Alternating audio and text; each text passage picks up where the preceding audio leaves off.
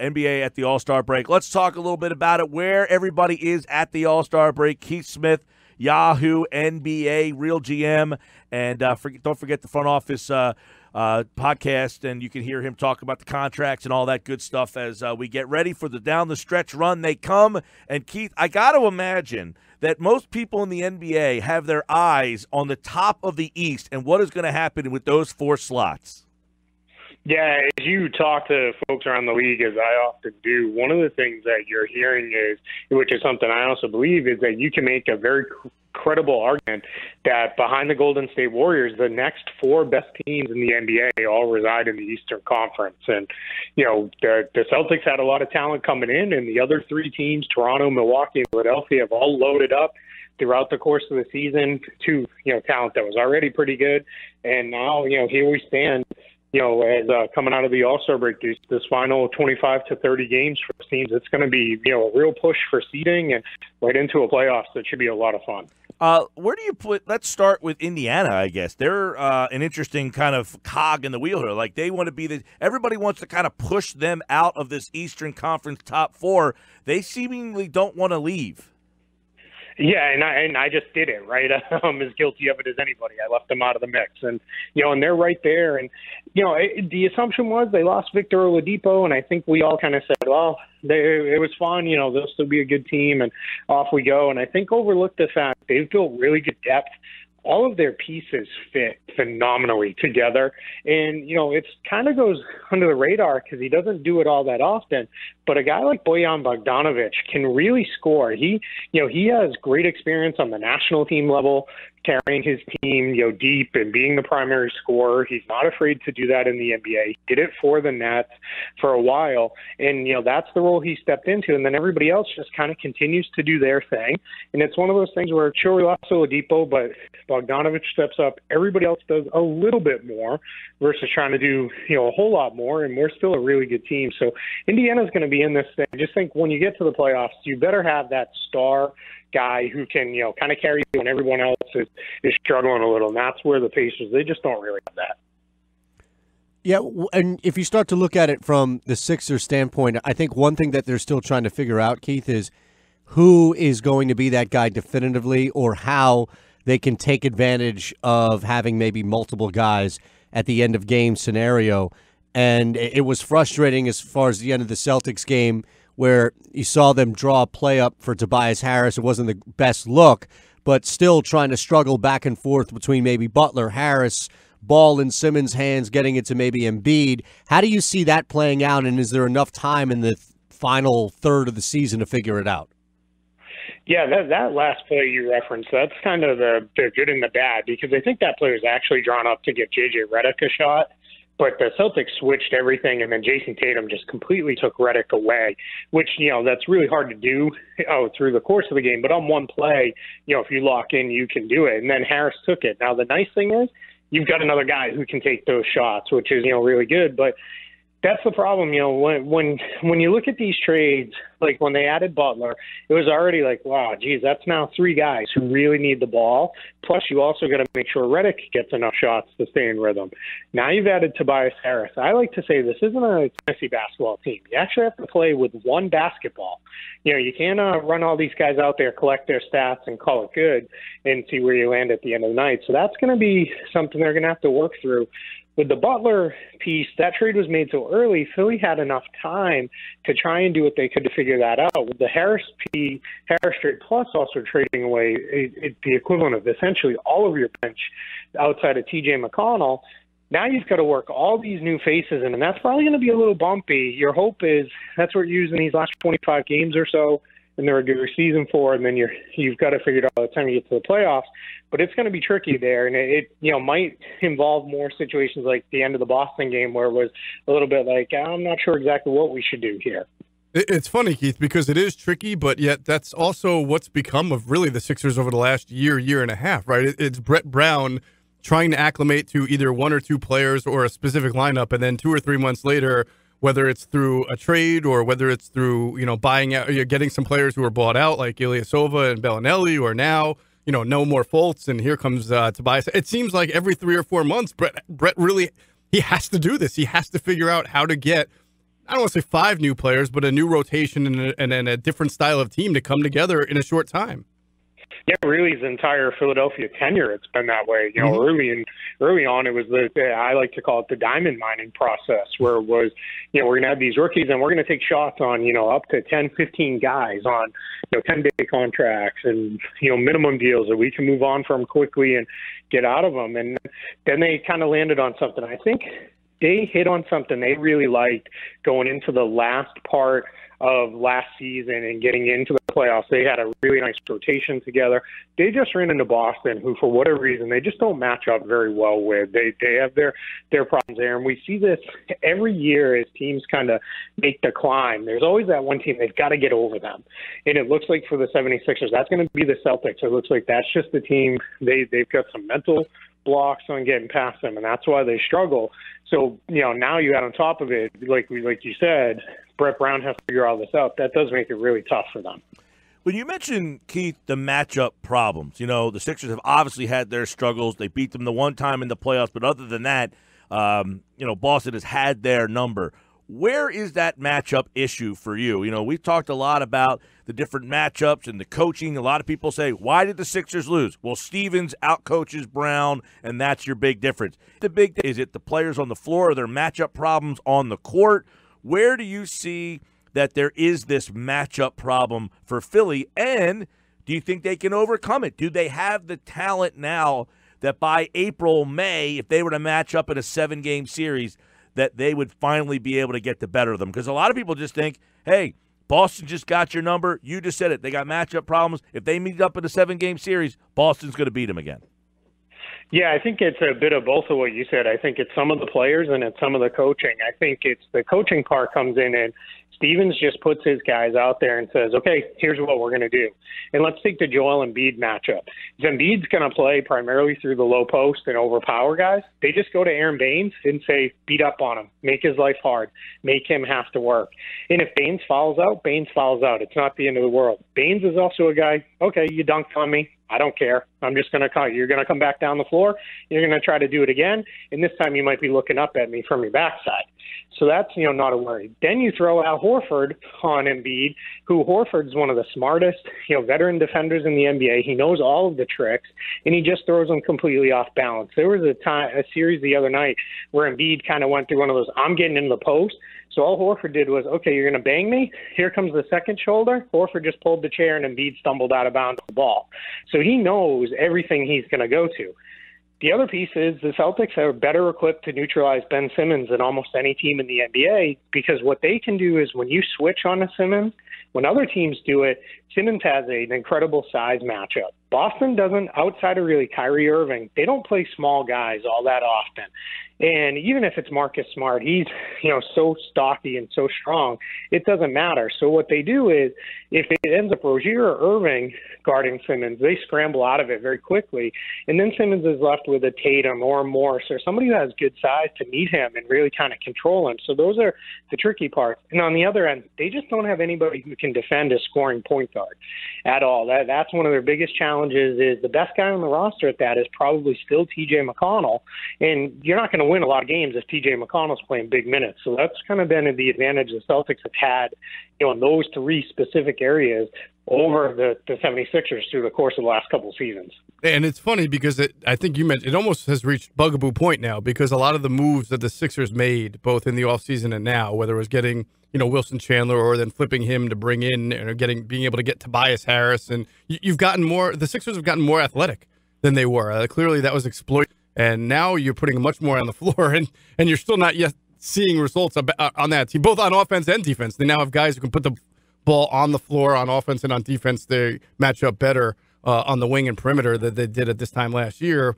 But it still seems like there's a little bit, I don't know if it's a psychological thing or, again, whether it's coaching or not, but that uphill battle that they're fighting to beat that team. Yeah, and it's tough because on the one hand, you want to say, well, you know, Philly lost to Boston and it was their, you know, second day together as a team. So you don't want to read too much into it. But then when you look back at it, it's like, well, what were the reasons the time before? What about the time before that? What about the 4 out of 5 in the playoffs last year? And I believe it was 3 out of 4 in the regular season last year. It starts to come into, well, I always prescribe by the excuse, it's something my dad used to tell me. When you have a whole bunch of excuses, you probably really have a whole bunch of problems. And that's something that I think you got to really figure out.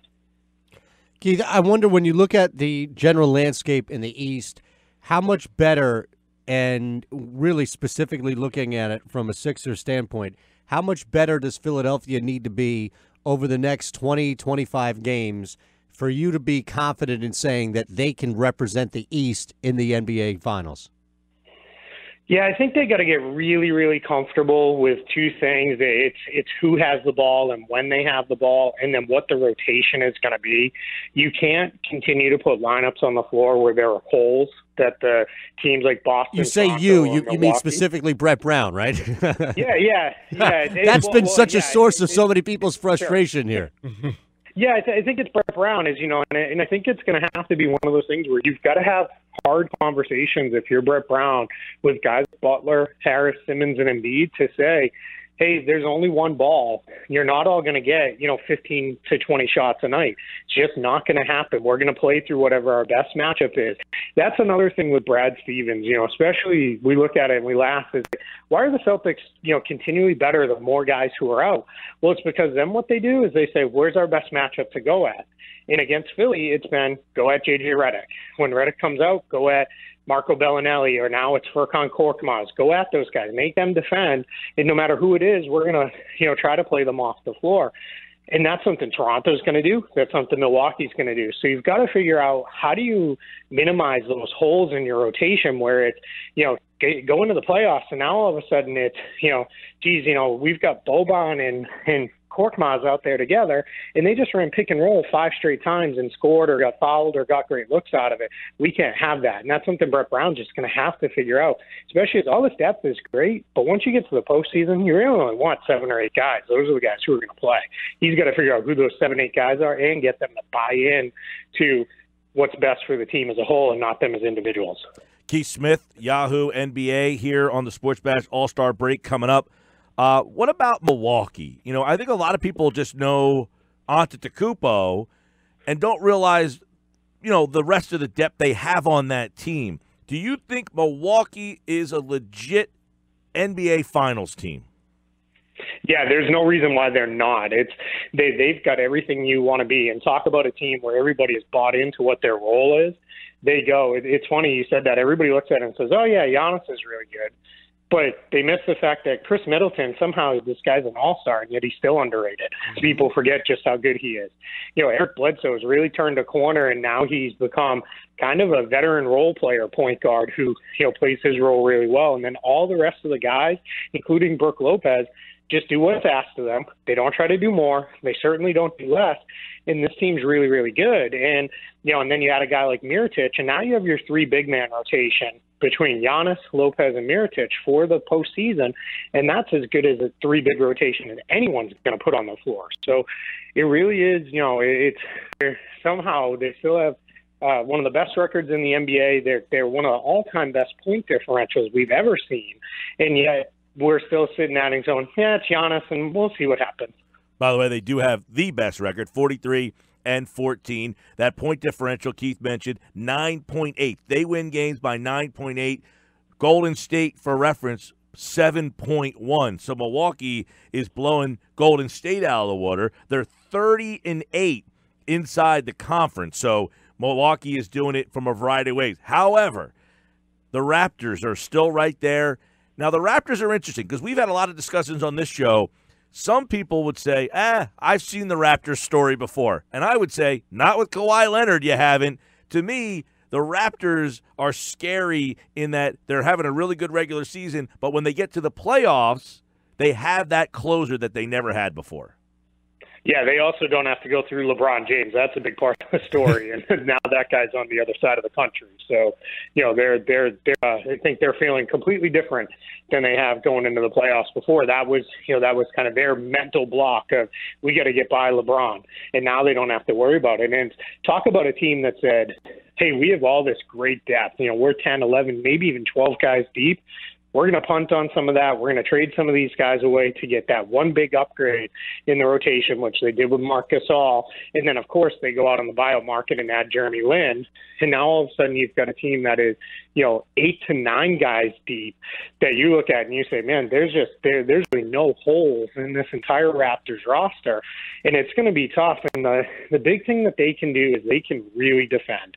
And we all know, no matter how much we love pace is up and scoring's up, defense matters, especially in the playoffs. Every team, no matter how much they run, everyone slows down. And the game's going to slow down. And then again, as you said, now we've got Kawhi, who he has developed, through his time in San Antonio and into his showing this year with Toronto. He's one of the best closers in the game on both ends of the floor. So that's something they've been lacking, in the first few years of this run. All right, Keith, let's look at one of the bigger train wrecks that's happening in the NBA, maybe even sports, and it's coming down to that final spot, right, between the Clippers, Kings, and Lakers.